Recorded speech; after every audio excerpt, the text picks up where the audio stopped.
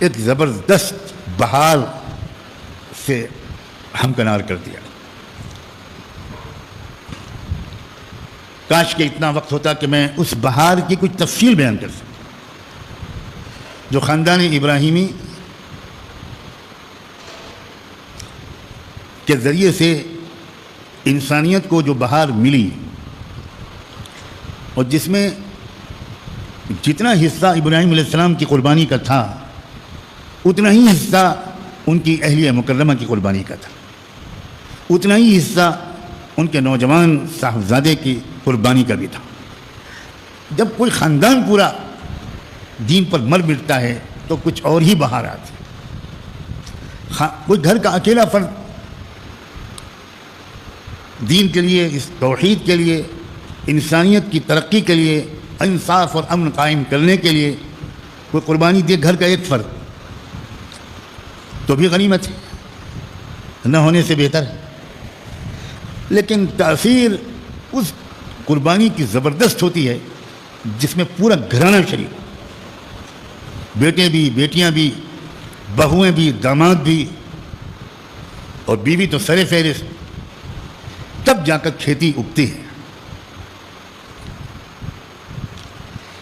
ابراہیم علیہ السلام کی جو قربانی تھی ان کے خاندان کی، اس کا ذکر خود ابراہیم علیہ السلام کی زبان سے قرآن میں اس طرح آیا ہے کہ انہوں نے اللہ سے ایک موقع پر کہا، ربنا انی اسکنت من ذریتی بواد غیر ذی زرع عند بیتک المحرم ربنا لیقیموا الصلاۃ فاجعل افئدة من الناس تهوی الیہم وارزقہم من الثمرات لعلہم یشکرون. ابراہیم علیہ السلام پیدا ہوئے عراق میں، نبوت و رسالت ملی عراق میں. عراق 100% بت پرستی، مورتی پوجا اور شرک میں ڈوبا ہوا تھا، بلکہ پوری دنیا میں بشمول ہمارے ملک بت پرستی، مورتی پوجا اور شرک عراق سے ہی آیا ہے. ہمارے ملک کی اصلی سنسکرتی، پراچین تہذیب ہرگز ہرگز ہرگز مورتی پوجا اور بت پرستی کی نہیں تھی. بات دوسرے رخ پر نکل جائے گی، اس لیے میں اس کی تفصیل اس وقت نہیں بیان کر سکتا.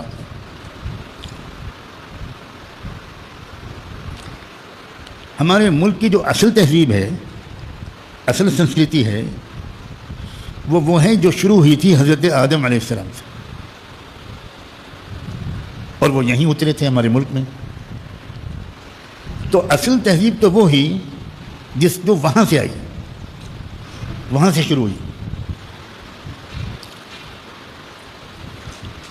تو ہم مسلمانوں کو جو اس وقت تکلیف دی جا رہی ہے وہ اس جرم کی سزا ہے کہ ہم بھارتیہ سنسکرتی کو چھوڑنے کے لیے تیار نہیں ہیں. اور جو سزا دے رہے ہیں یہ وہ لوگ ہیں جو ودیشی سنسکرتی کو اپنائے ہوئے ہیں اور ہم کو مجبور کر رہے ہیں کہ ہم ودیشی سنسکرتی اپنائیں. اب معہد میں یہ مضمون بڑھوائیے.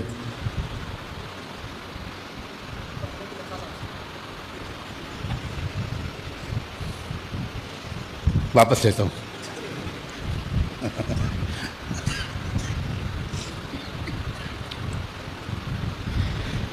یہ بالکل تحقیقی بات ہے جو میں کہہ رہا ہوں، برسوں میں نے لگائے ہیں اس کے مطالعے میں. یہ آرین قوم کہاں سے آئی؟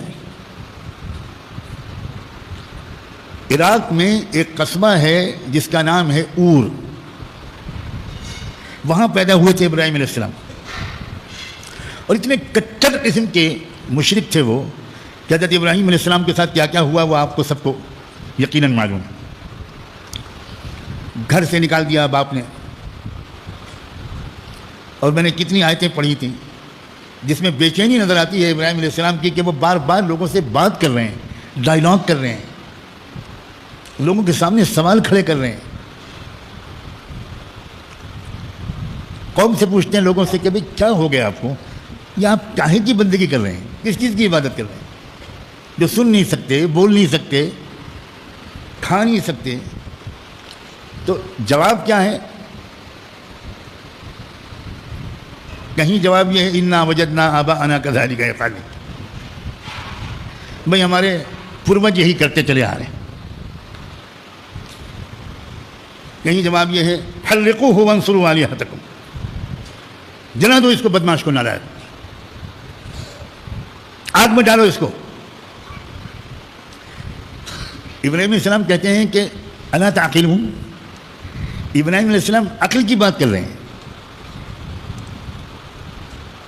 لاجک کی بات کر رہے ہیں، دلیل کی بات کر رہے ہیں، اور ادھر سے جواب کیا ہے؟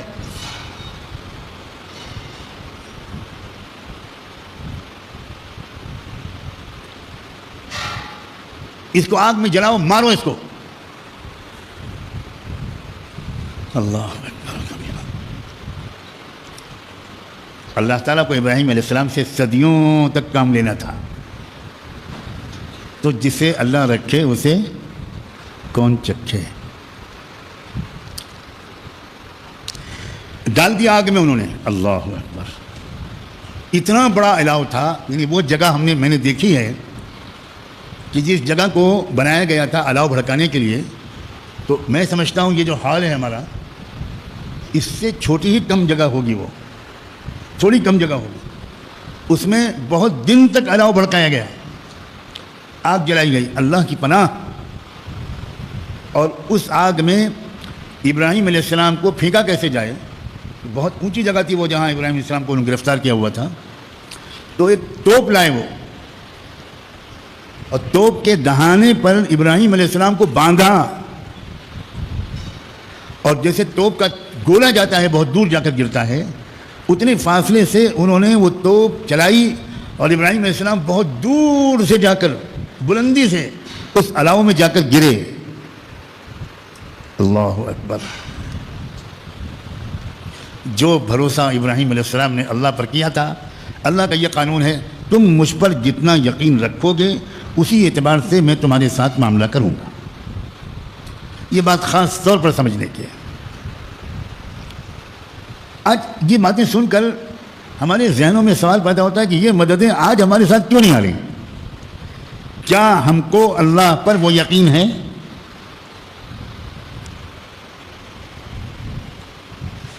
صاف بات ہے، ہم میں سے ہر ایک کے اندر کی جو یقین کی کیفیت ہے، اللہ سے جتنی امید ہے اور جو گمان ہے، اللہ ہر ایک کے ساتھ صرف وہی معاملہ کرے گا۔ ان کا یقین اس درجے کا تھا تو ان کے ساتھ وہ معاملہ ہوا، یا نار کونی بردا و سلاما علی ابراہیم۔ اتنے اوپر سے پھینکنے سے نہ ان کے بدن میں چوٹ آئی، نہ فریکچر ہوا، نہ ہڈی ٹوٹی، نہ آگ جلا پائی، اور وہ سارے لوگ یہ دیکھ کر پاگل ہو گئے کہ اتنی زوردار آگ جل رہی ہے اور ابراہیم علیہ السلام اس میں چین سے بیٹھے ہوئے ہیں۔ کیونکہ آگ نہیں جلاتی، اللہ کا حکم جلاتا ہے۔ پانی نہیں ڈبوتا، اللہ کا حکم ڈبوتا ہے۔ جب حکم آیا تو موسیٰ علیہ السلام اور ایمان والے اسی سمندر کو پار کر کے چلے گئے، سمندر نہیں ڈبو پایا۔ پھر جب حکم آیا تو اسی سمندر نے اس زمانے کے بلکہ دنیا کی تاریخ کے سب سے خطرناک ڈکٹیٹر فرعون اور اس کی پوری آرمی کو اسی سمندر میں ڈبو دیا۔ سمندر ڈبوتا ہوتا تو موسیٰ اور بنی اسرائیل بھی ڈوبے ہوتے۔ یہ مطلب ہے لا الہ الا اللہ کا۔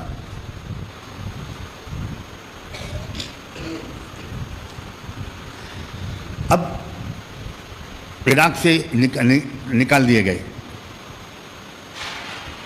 جب لوگوں نے دیکھا کہ کچھ بھی تدبیر کام نہیں کر رہی تو لوگوں نے کہا کہ بابا تم یہاں سے جاؤ۔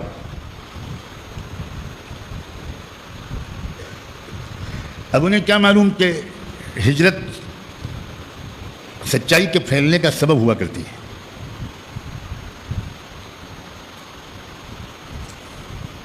لہذا اللہ تعالیٰ نے رہنمائی کی اور بیت المقدس کی طرف عراق سے وہ منتقل ہو گئے۔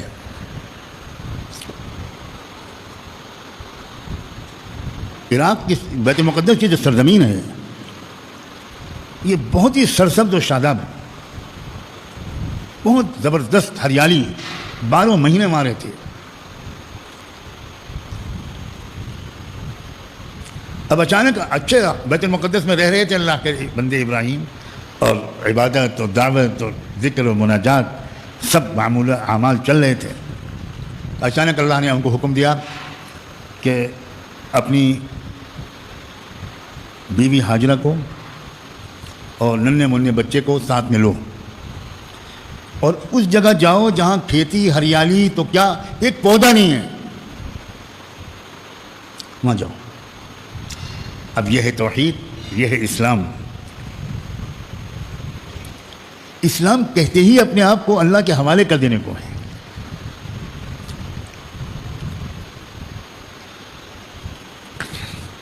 چنانچہ چل دیے اپنی بیوی اور بچے کو لے کر، جگہ کی نشاندہی کی تھی اللہ نے وہاں پہنچا دیا۔ اور اب کیا کریں؟ کہا کہ بس تمہارا کام اتنا تھا کہ اپنی بیوی اور بچے کو وہاں پہنچاؤ اور تم چلو، چھوڑ دو ان کو وہاں اور واپس چلو۔ اللہ اکبر۔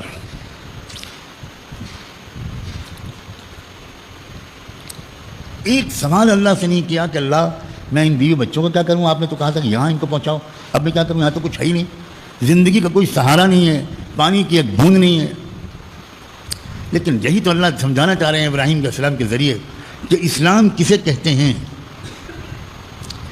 کہ بس حکم کے سامنے سر تسلیم خم ہے، باقی سب اللہ پر چھوڑو۔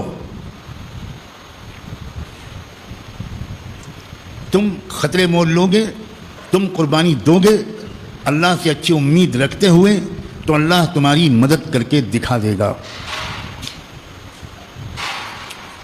چنانچہ ابراہیم علیہ السلام تو چل دیے، بیوی حیران کہ کیا آپ کہاں جا رہے ہیں؟ ایک بار، دو بار، تین بار، کوئی جواب نہیں۔ سمجھ گئی بیوی، پوچھا کیا اللہ نے آپ کو اس کا حکم دیا ہے کہ مجھے اور بچے کو یہاں چھوڑ کر آپ کہیں جائیں؟ تو اشارے سے کہہ دیا ہاں مجھے اللہ نے حکم دیا۔ ہزاروں سلام ہو اس عظیم خاتون پر، اس کی زبان سے نکلا اذن لن یضیعنا اللہ، بس پھر آپ جائیے۔ جب آپ اللہ کے حکم سے اس طرح ہمیں چھوڑ کر جا رہے ہیں تو پھر اللہ کریں گے ہماری حفاظت، آپ جائیے۔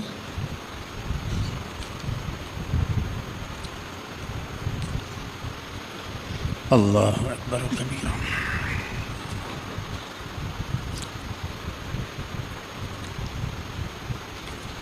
اب عجیب و غریب بات یہ ہوتی ہے کہ اپنے بچوں کو لا کر یہاں بسایا، کس لیے بسایا؟ بیت مقدس سے یہاں لا کر کیوں بسایا؟ کیا مقصد ہے؟ ان کی دعا میں وہ بات صاف آ گئی ہے، ربنا انی اسکنت من ذریتی بواد غیر ذی زرع عند بیتک المحرم ربنا لیقیموا الصلاۃ۔ اللہ میں نے یہ جو اپنے بچوں کو لا کر یہاں بسایا ہے، ڈال دیا یہاں، تو یہ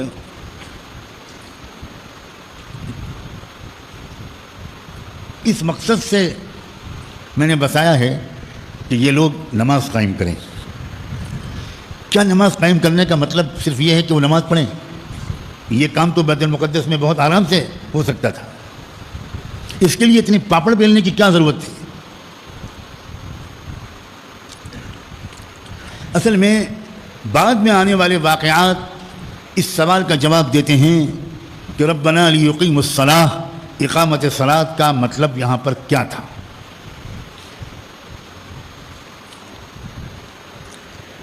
دراصل یہ ایک توحیدی انقلاب کی شروعات تھی۔ غور سے سننا اگر سمجھدار کچھ لوگ یہاں بیٹھے ہوں۔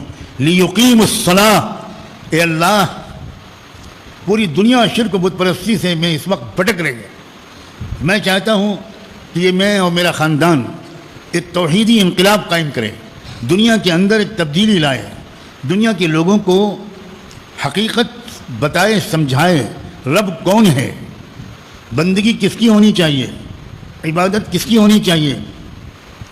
یہ میں چاہتا ہوں کہ مخلوق کو آپ سے جوڑے، یہ میری اولاد۔ اب جس مسلمان کی تمنا اپنی اولاد کے بارے میں یہ نہیں ہے کہ میری اولاد مخلوق کو اللہ سے جوڑے، اس کا مطلب ہے اس شخص کا ملت ابراہیمی سے تعلق کمزور ہے۔ آپ صرف اس کو کافی سمجھے ہوئے ہیں کہ میرا بچہ 5 وقت نماز پڑھ رہا ہے، آپ اس کو کافی سمجھے ہوئے ہیں کہ میری بیٹی 5 وقت کی نماز پڑھ رہی ہے اور وہ حجاب پہن کر کالج جاتی ہے، خدا کے لیے سمجھیے، یہ اسلام کا منشا نہیں ہے۔ اسلام کا تقاضا اس سے پورا نہیں ہوتا اگر آپ کی تمنا اور کوشش اور محنت یہ نہیں ہے کہ آپ کے بچے داعی بنے توحید کے، تو آپ ملت ابراہیمی پر نہیں چل رہے ہیں۔ اس سے زیادہ صاف لفظوں میں اور کیا کہوں؟ آپ کی تمنا اور محنت ہو، پھر آپ کی کوئی اولاد